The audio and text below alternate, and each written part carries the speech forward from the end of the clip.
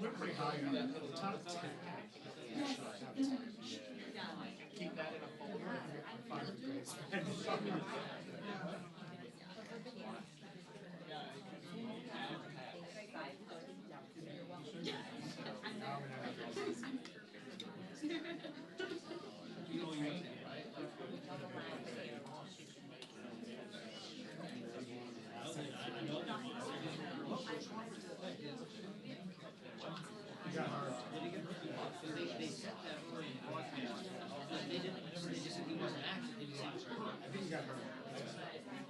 Which is good because he's been shaky. I've not been out since I came. New guy comes in and wins and seals the thing.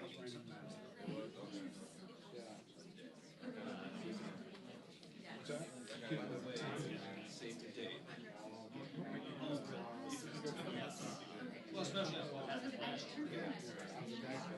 yes.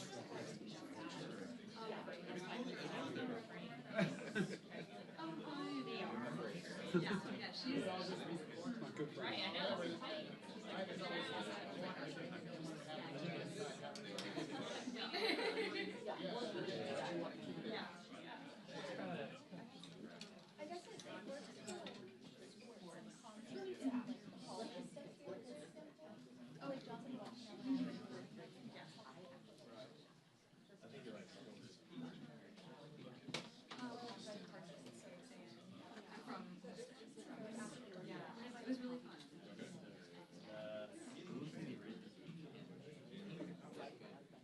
I think you're good, man. Oh no, you'll go like this with your camera though. well, You gotta live with your eyes. Like no, I know, but it's not. But you can set that.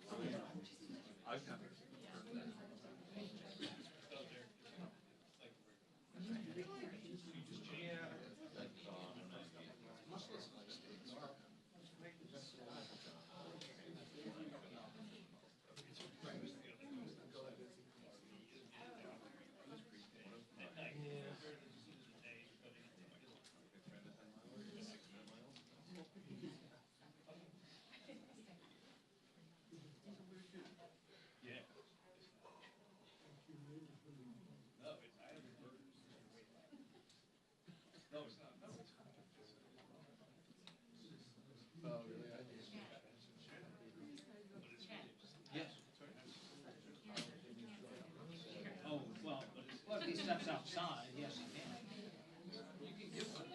I mean,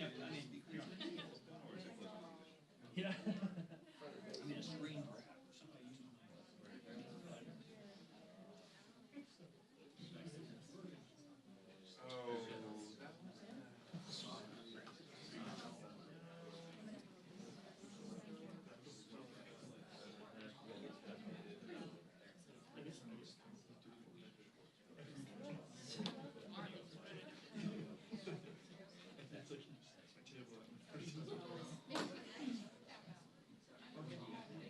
I don't know. It's like,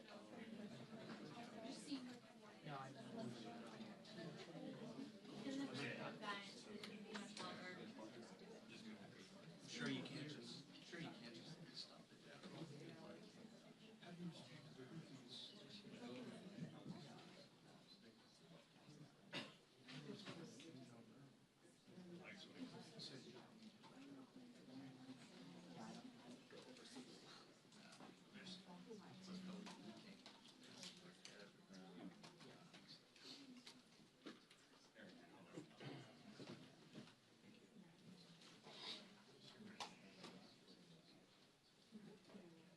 How many wives do you have?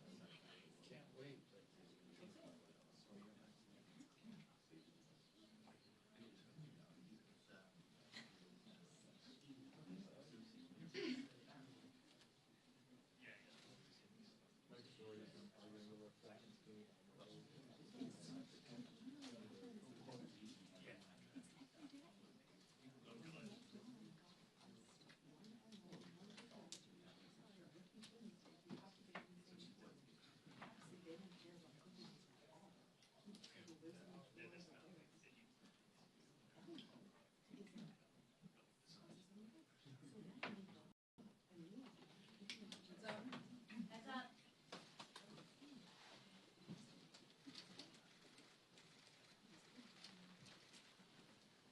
Good afternoon, everyone.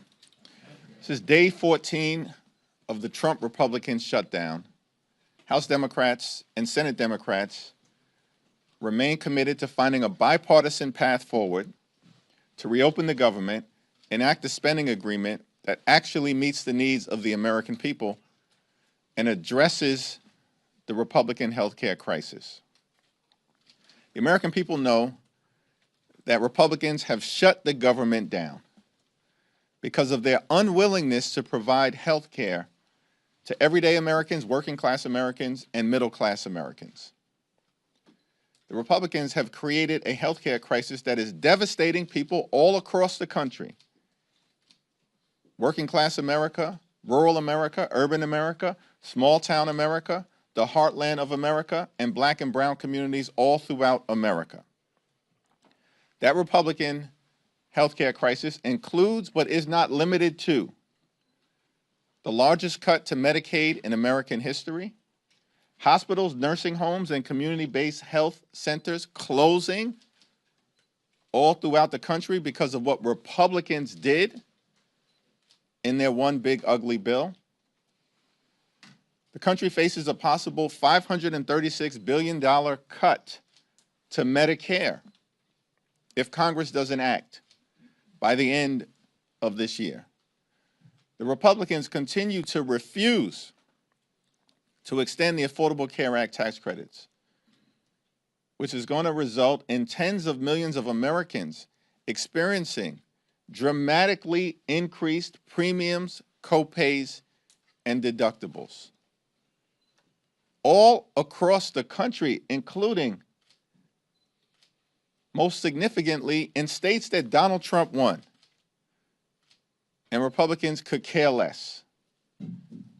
House Republicans canceled votes 2 weeks ago, canceled votes last week, canceled votes this week. House Republicans are on vacation, House Democrats are on duty here in Washington, D.C., ready to reopen the government, ready to support our troops and hardworking federal civil servants, and ready to address the Republican health care crisis that is crushing people all across the country in an environment where the cost of living is already too high because of failed Republican policies like the Trump tariffs. Questions? Andrew Jeffries. Manu? The government shutdown's gonna get worse each and every single day for so many Americans, and we've already seen the standoff persist for some time. Republicans have rejected the Democratic CR that puts all of your demands there. So why not come up with a new approach, put a new offer on the table to try to jumpstart something rather than dig into your position? We're open to sitting down anytime, any place with anyone in terms of our Republican colleagues, either here at the Capitol, Why not put a new offer? either here at the Capitol or back in the Oval Office to have a conversation about finding a bipartisan path forward. But there has to be a willingness amongst Republicans to actually have a conversation.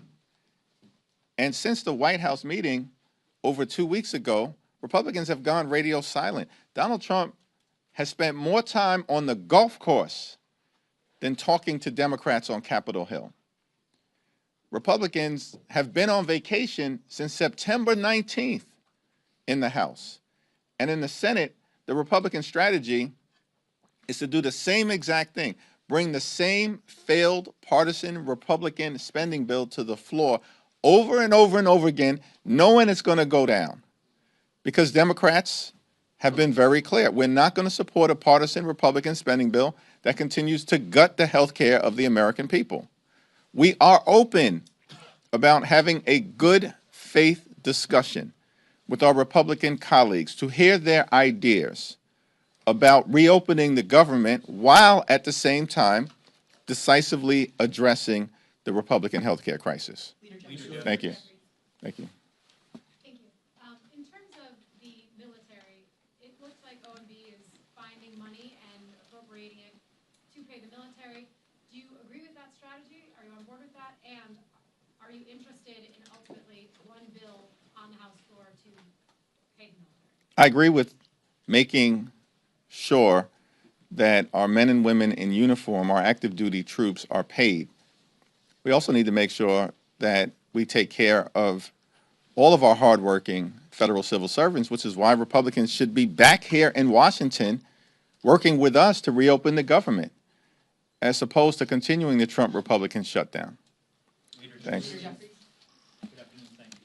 Republicans have run on repealing and replacing Obamacare since 2010, but you're arguing for these subsidies to help subsidize Obamacare here. Isn't that an indictment that there's a problem with it, the fact that it needs to be propped up in some form?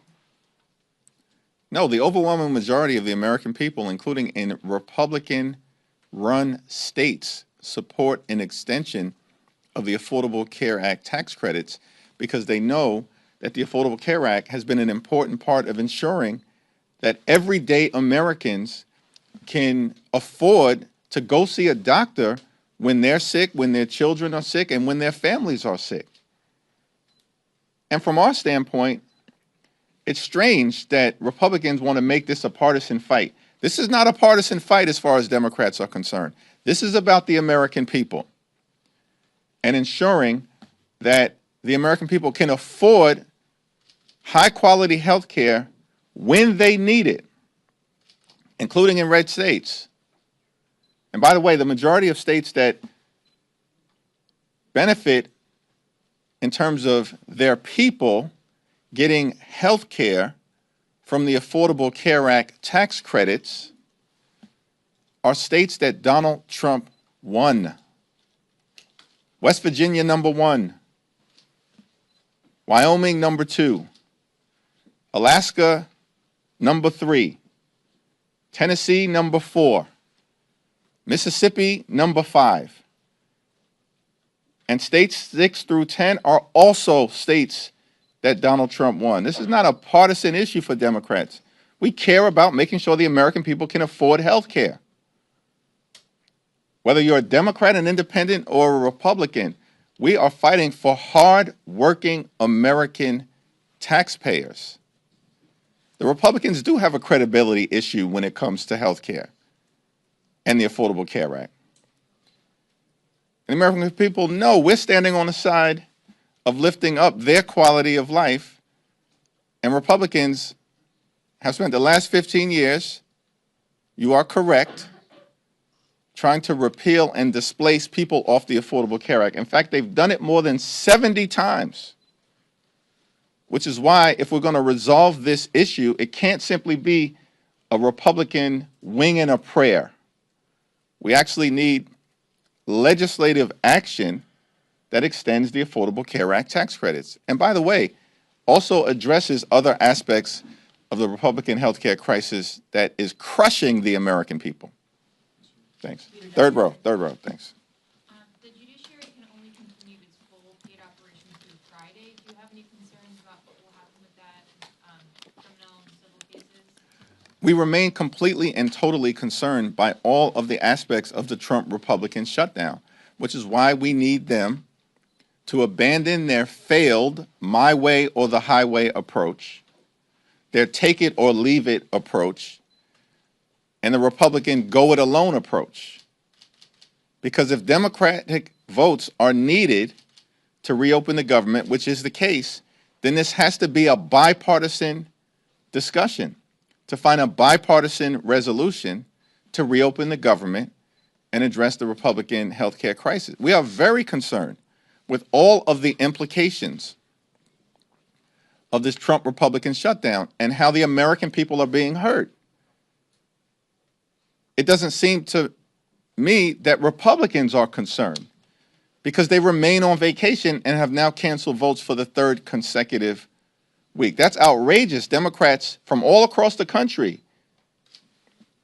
will be here in person, meeting in just a few hours and throughout the week because we want to reopen the government.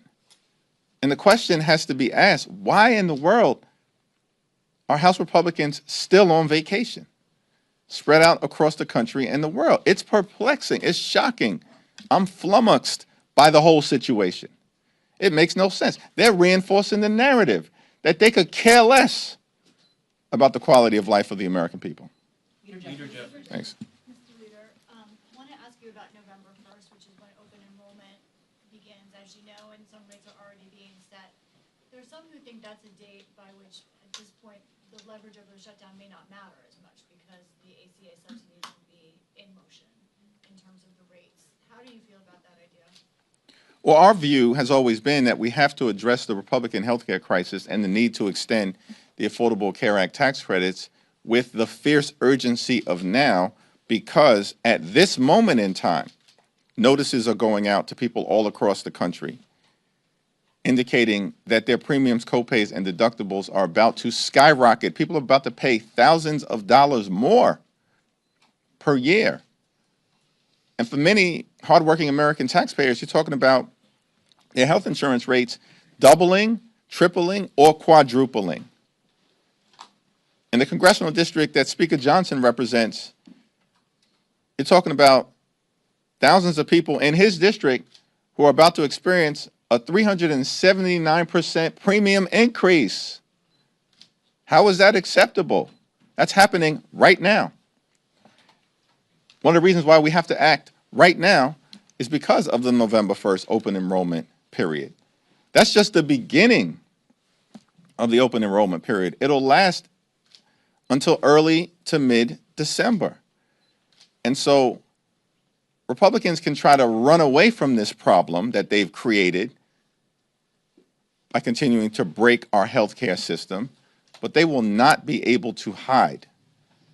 And that will become increasingly clear, as Marjorie Taylor Greene consistently has pointed out in the weeks to come. Leader Jeffries. Thanks. You got it? Yep. Michael?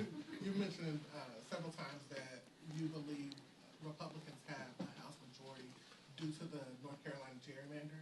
They announced yesterday that they're going to try to draw Don Davis out of his seat. I want to get your reaction to that. And also, do you believe that Proposition 50 in California is enough to offset everything that Republicans are doing to try to redraw the map ahead of next year? And also, the Supreme Court is hearing the Louisiana redistricting case tomorrow. So I just want to get your thoughts on North Carolina, Prop 50, and the Supreme Court arguments tomorrow. Well, the Supreme Court case tomorrow is going to be incredibly important, and we stand behind the civil rights community in defending the opportunity for people of every race to have an opportunity to elect a candidate or member of Congress of their choice, and to push back against the efforts by some in this country on the other side of the aisle to engage in partisan race-based gerrymandering to undermine the ability of Black, brown, or Asian communities in the country to be able to select their representative, as opposed to having extremists draw lines so that their representative can be effectively selected for them. We're going to be watching closely that Supreme Court oral argument tomorrow, and I stand behind Representative Cleo Fields, whose district is the subject of the litigation, and we also, of course, stand behind the civil rights community's efforts to preserve both Section 2 of the Voting Rights Act, as well as the 14th Amendment protections against racial gerrymandering and undermining the ability of communities of color to elect the candidates of their choice. We're going to win Prop 50 in California, and I'm thankful for the tremendous leadership of the California congressional delegation, the people of California, Governor Newsom, and the coalition of folks who have come behind the effort to push back against what Republicans have maliciously done in Texas in trying to rip 5 seats away from Democrats as part of their effort to gerrymander the maps and rig the midterm elections. We are not going to let Republicans successfully rig the midterm elections. California is just the first Democratic state to respond. It will not be the last. We've got to win Prop 50. We will. And we're making the point simply as we communicate with the people of California, yes, on Prop 50 to stop Trump from stealing the election. And the Republicans know they're on the verge of losing Prop 50. That is just the beginning of the Democratic response. And we will respond forcefully across the country. Now, you are correct about North Carolina, and it's important for everybody to understand. This whole notion that we're in the midst of a Republican wave, a sea change politically, notwithstanding what happened in a bitterly disappointing election in November of 2024, but the notion of that myth that Republicans have tried to perpetrate is belied by the fact that Republicans currently have the narrowest majority of any party since the Great Depression, the narrowest majority since 1931, as I understand it, a 3-seat majority. Once Rep-elect Adelita Grijalva is sworn in, that should be happening today, by the way, but they're running scared because of their efforts to continue to hide the Epstein files from the American people. But Republicans have a 3-seat majority. They wouldn't even have their 3-seat majority. They wouldn't even be in the majority right now had North Carolina not already engaged in mid-decade partisan gerrymandering last year. Because we know North Carolina is a 50-50 state, has a Democratic governor, Democratic lieutenant governor, Democratic attorney general, Democrat just won a close state Supreme Court race, all on the same day that Donald Trump narrowly won in November of 2024. And in North Carolina, before they engaged in vicious mid-decade gerrymandering to affect this Congress, in this 50-50 state, the North Carolina delegation, 14 members, was 7 Democrats and 7 Republicans. They then ripped 3 seats away from the people of North Carolina last year. And on January 3rd of this year, changed the delegation to 10 Republicans and 4 Democrats. That's their majority right now. They didn't even legitimately win in an election where everything at the top of the ticket was breaking for them. And they had to rely on stealing 3 seats from the people of North Carolina to artificially create their majority right now. which is why you can't take these people seriously in terms of any policy high ground in the House that they may claim to have. It's non-existent. So the question then becomes, they've already gerrymandered the map in North Carolina. And because Donald Trump, their boss, ordered them to go back and try to create an additional seat, this is what they're going to try to do. We're going to make sure that Representative Don Davis is reelected in North Carolina, and Democrats are going to take back control of the House of Representatives. Leader Jeffries. Okay. Mr. Leader, are you aware of any plans to try to pay federal law enforcement? And in particular, do you think something should be done to help U.S. Capitol Police? I know their union just put out a statement. They haven't gotten paid since Friday. And are you concerned that could impact the safety here at the Capitol? Something should be done to stand by the U.S. Capitol Police. We're so thankful for their bravery and patriotism, service and sacrifice, and of course, should be done for law enforcement, as is the case for all federal civil servants, which is why Republicans need to get back into town and show up at the negotiating table so we can reopen the government, negotiate a bipartisan spending agreement that actually improves the lives of the American people, as opposed to what Republicans want to do, which is to get Democrats to sign off on their partisan Republican spending bill that continues to gut the health care of the American people. It's not going to happen. We need to address the Republican health care crisis. We've made that clear repeatedly now for weeks, and that position is not going to change. Leader Jeffries. Back in March, and even a little bit coming into this government funding deadline, there was a lot of concern among Democrats that if the government was shut down, that it would empower and give Trump the ability to run around Congress and do what he wants with government funding. Is what he is doing now exacerbating troop pay and finding money to pay for WIC, other things? Is that exacerbating Trump's ability to go around Congress? In previous shutdowns, funding has always been identified to make sure that the Women's, Infants, and Children program has been funded. And we expect that that should happen during this moment in time as well. In terms of the mass firings, the violations of the law, the bullying of hardworking federal employees, that's been going on since January 20th, the first day of this presidency. The focus of the Trump administration has been on visiting chaos and confusion and cruelty on the American people, as opposed to doing what Donald Trump and Republicans promised on day one, which is to lower costs. But costs aren't going down in the United States of America. Costs are going up. Inflation is up. Electricity bills are up. Housing costs are up. Grocery costs are up. And now Republicans refuse to extend the Affordable Care Act tax credits, which is going to skyrocket health care premiums, copays, and deductible. Everything we're seeing right now in the midst of this Trump Republican shutdown is consistent with their failed policies that haven't made life more affordable for the American people. Republicans continue to make life more expensive. And Democrats are working hard to fix our broken health care system because of the crisis Republicans have created and to lower the high cost of living. Kevin? You've alluded to and hit at this throughout the press conference about the pain that is going to be felt by federal workers, et cetera, over the coming weeks as it just drags on.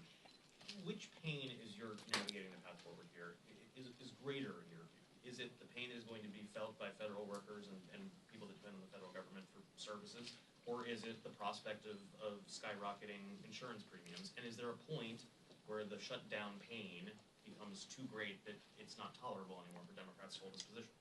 The pain of a government shutdown is being felt by all Americans, and it's unfortunate that Donald Trump and Republicans have decided to shut the government down and then not to do a damn thing to find a bipartisan path forward. Not a thing over the last 2 weeks. I mean, Donald Trump literally has spent more time on the golf course than talking to Democrats.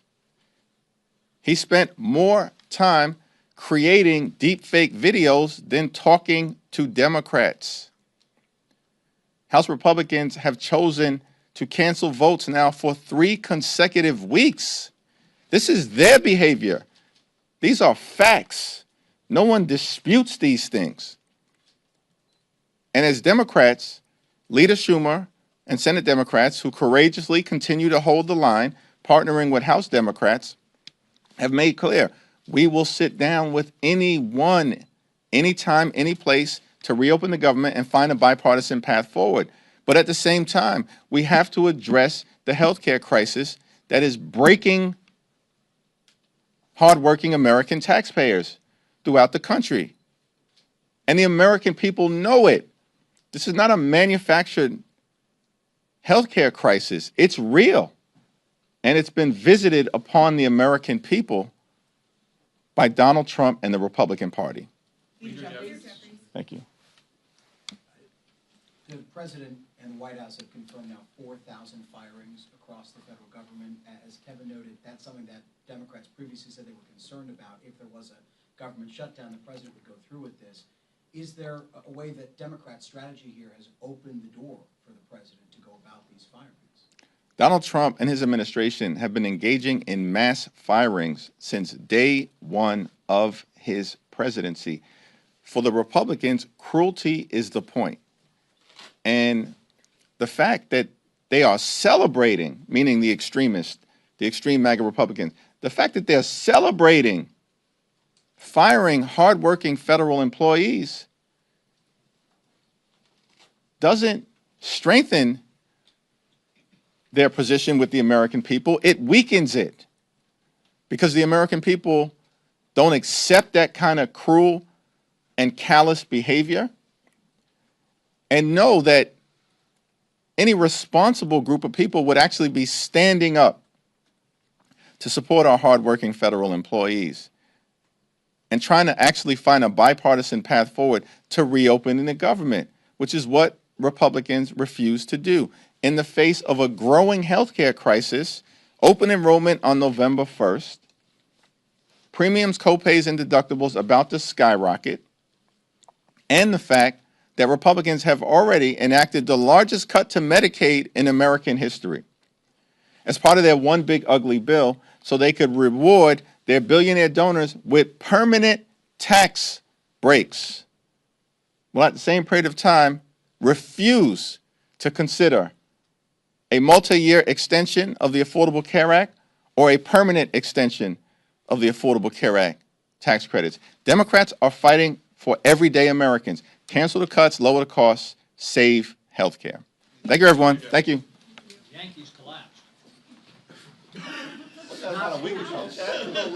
going to riff Aaron Boone? Party shot. Chad, not cool, man. Even I didn't like it.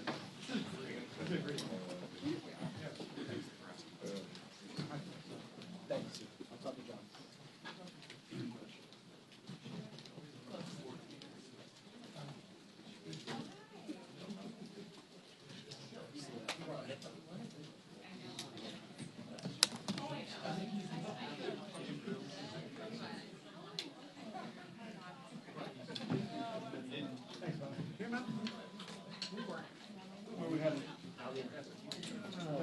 All right, sounds good.